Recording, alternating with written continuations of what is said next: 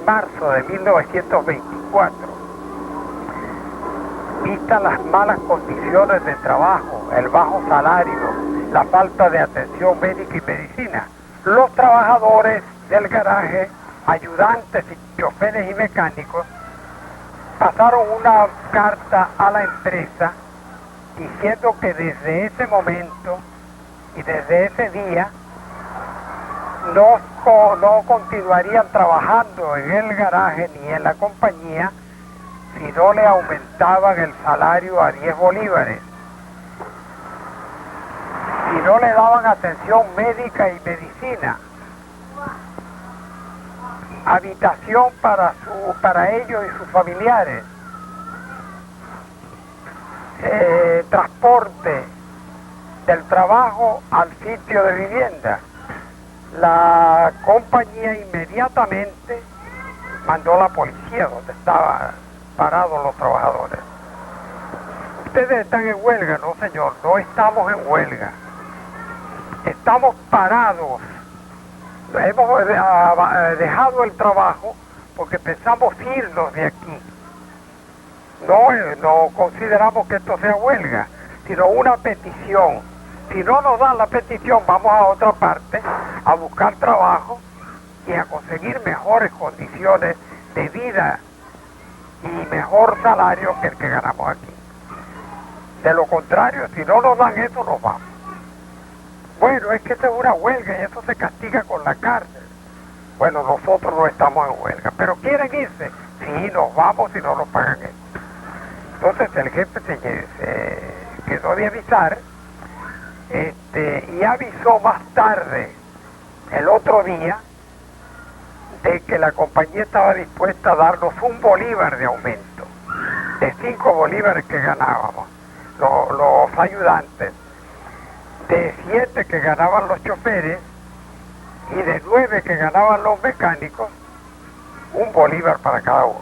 Eso se regó inmediatamente en el pueblo de Menegrande y los demás trabajadores decían: si solamente por una carta consiguieron 1 bolívar de aumento y consiguieron atención médica, si declaramos una huelga conseguiremos mucho más. Lo que falta es pelear y debemos pelear.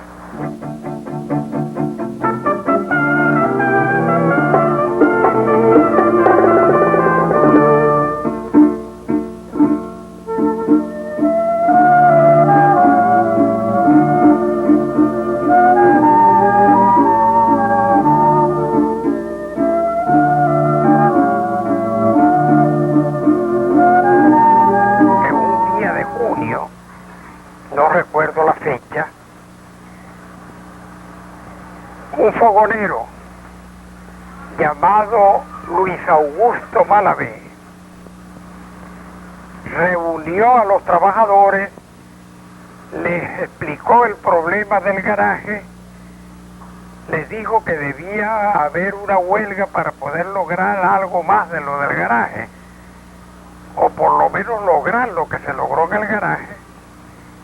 Y un día de tantos, estando cerca de las oficinas, vimos que venía una gran manifestación. Todos los trabajadores de la construcción y de producción venían en manifestación con un cartelón pidiendo lo mismo que nosotros habíamos pedido y algo más. Pedían que se demoliera el campamento y se hiciera un campamento nuevo, provisional, hasta que se hiciera el pueblo. Bueno, inmediatamente fue notificada la policía y vino la policía, pero a las 2 horas estaba el ejército del Zulia todo en Menegrande. Presionaron a todos los trabajadores, llamaron a Malavé, lo amenazaron con llevarlo a la cárcel si no suspendía la huelga. Malavé no suspendió la huelga, siguió en adelante, manifestaciones y mítines en todas partes de Menegrande, hasta que se resolvieron e hicieron los primeros presos. Malavé lo amarraron y lo pasaron para Maracaibo, y siguieron haciendo presos, y la represión se desató, que los trabajadores tuvieron que coger la montaña.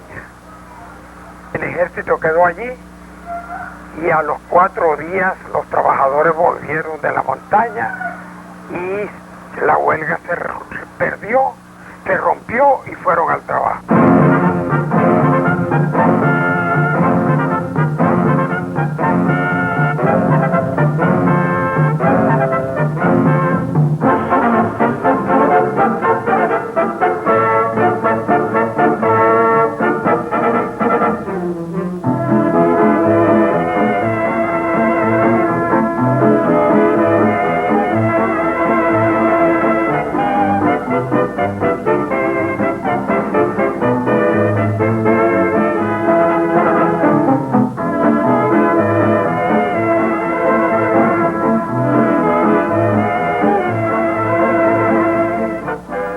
...1928... población 3 millones de habitantes, producción 106 millones de barriles, trabajadores 21.240, ingreso fiscal 46.190.000 bolívares, exportación petróleo, primer exportador y segundo productor mundial, barriles por trabajador 4.985. ¿Cómo se inició el movimiento sindical por esta zona de acá de San Lorenzo, Menegrande? En el Zulia teníamos un movimiento clandestino, antigomecista, y pensábamos en los sindicatos porque ya habíamos tenido 2 huelgas en la época de Juan Vicente Gómez y luchábamos por los sindicatos. Además había cierta inspiración y ciertas preocupaciones por las noticias que venían desde el exterior. Que caramba, ya habían derrocado el zarismo en Rusia, habían derrocado el gobierno provisional de la burguesía en Rusia, y entonces ya se hablaba de un estado proletario en la sexta parte del mundo. Entonces nosotros teníamos este movimiento clandestino. Yo llevé unos 60 obreros a la Plaza Urdaneta y todo el mundo se asustó porque 60 obreros era un escándalo. 60 obreros los veía la policía allí y entonces inmediatamente nos agarraba. Hicimos la reunión con los obreros de 6 en 6, 10 grupos, y nos intercambiábamos de grupo a grupo. Bueno, cuando nosotros empezamos a hacer los sindicatos, a reunir los sindicatos clandestinos, hicimos en Maracaibo reuniones de esos 60 trabajadores. Luego hicimos, Balmores reunió en Cabima un grupo de trabajadores también clandestinos hacia el sindicato. Lo mismo sucedió en La Bonita. Y aquí en San Lorenzo, el viejo Mariani, que había sido en su época jovencita armero de Juan Vicente Gómez. Ese era un viejo muy expresivo, era un dirigente, ¿verdad? Era un francés que se asimiló mucho a Venezuela, que tenía su familia aquí, que era de verdad un obrero y que se encargó aquí de encabezar pues, el movimiento sindical aquí en San Lorenzo. Un discurso le oí yo ahí a él, lo más expresivo, refiriéndose a cómo los trataban las compañías petroleras y cómo se llevaban todo de aquí. Él hacía esa comparación. Tenía las pantorrillas muy gruesas, se levantó el pantalón y dijo así: miren, compañeros, las compañías petroleras hacen esto. Se comen la carne y me dejan solamente los huesos pelados. Eso es lo que nos deja en la ruina aquí en este país. Ese era Domingo Mariani, tan expresivo que a todo el mundo convencía porque sus discursos eran muy convincentes y muy buenos. El movimiento sindical le debe mucho a Domingo Mariani.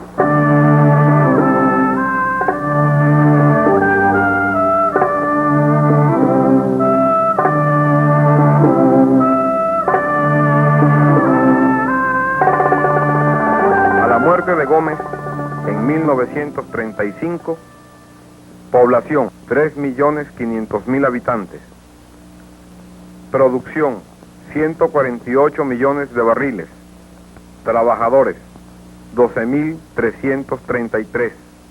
Ingreso fiscal, 59.300.000 bolívares. Exportación petróleo, 80%. Exportación café y cacao, 20%. Barriles por trabajador, 12.041.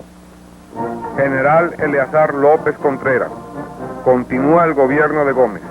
Amplía el poder con la incorporación de la incipiente burguesía, pero refuerza el carácter dependiente de Venezuela del imperialismo yanqui. Inaugura una política demagógica con ofrecimientos de reformas y libertades democráticas, pero frente a la primera lucha reivindicativa de los obreros organizados en sindicatos, responde con medidas represivas para demostrar que continuaba la alianza antinacional entre el gobierno y los monopolios petroleros. Después de las luchas del pueblo venezolano por la restitución de la garantía, que fue el 14 de febrero, entonces ya los trabajadores se dispusieron a constituir legalmente sus sindicatos, a salir de la clandestinidad en que existía y a aprovecharse, aún sin haber sido aprobada la ley del trabajo, aprovechar la legalidad para organizar los sindicatos con estatutos que no eran precisamente sometidos a la ley porque no existían.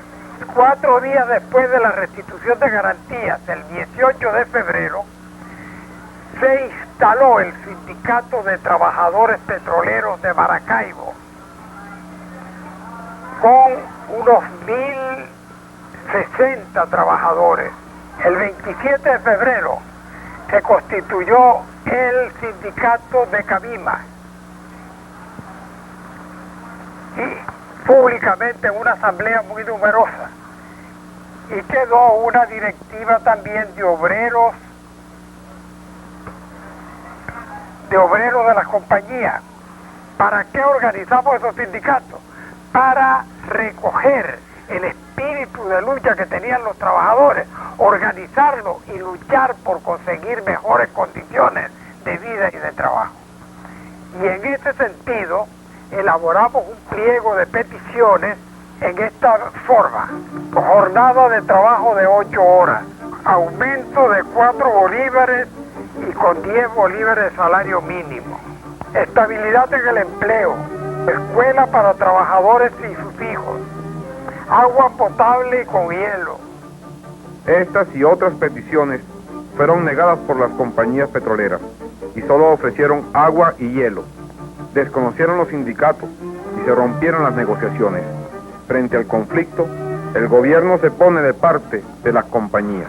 Empezó la huelga y eso constituyó en todos los sectores de Venezuela una lucha antiimperialista que se convirtió en un frente nacional antiimperialista, la huelga petrolera, porque en esa época la burguesía, el capitalismo en Venezuela era débil y solamente tenía como enemigo, como lo tenían los trabajadores y el pueblo de Venezuela, al imperialismo petrolero.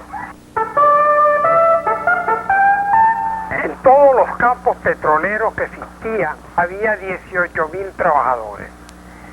De esos 18.000 trabajadores, cuando se declaró la huelga el 10 de diciembre de 1936, quedarían algunos 350 rompehuelgas, esquiroles. Esos esquiroles eran un problema que nos tenía a nosotros muy mortificados porque podían aumentar. Y para colmo de eso, vino a Venezuela, enviado por la Standard Oil Company para la Lago Petróleo, un técnico rompehuelga que dice que había roto huelga en México. Ese señor Mr. Morton empezó movimientos como este. Parecía que 26 trabajadores que había en la compañía de rompehuelga se movilizaban y parecían que eran cientos.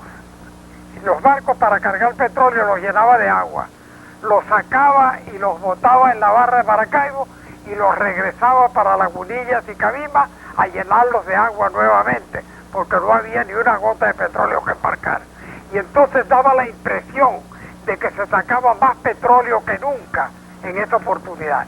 Pero fue descubierto el problema de las aguas porque teníamos lanchas a nuestra disposición, porque todo el mundo estaba a nuestra disposición. Por primera vez se crea alrededor de la clase obrera venezolana un movimiento nacional democrático y antiimperialista. Inmediatamente, el gobierno pasa a una acción represiva contra las organizaciones políticas y los sindicatos. Lanza un decreto y ordena con la fuerza el regreso al trabajo. A las demandas de los trabajadores responde con un bolívar de aumento en el salario. Eso es necesario que se sepa, porque eso es parte de la historia de Venezuela, para que sepan que quienes mandaban en Venezuela era la compañía petrolera y no el gobierno de Gómez. El gobierno de Gómez hacía lo que decía la compañía petrolera. Y siguió López Contreras y fue lo mismo. Aquí mandaba la compañía petrolera.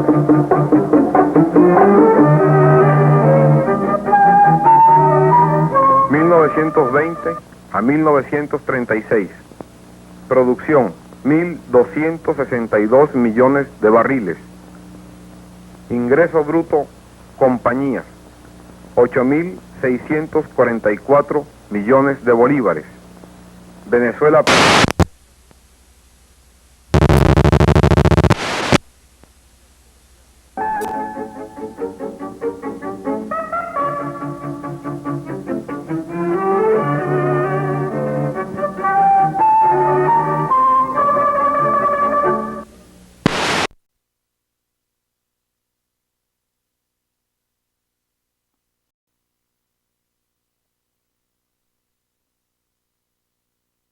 Porque se emborrachaba también.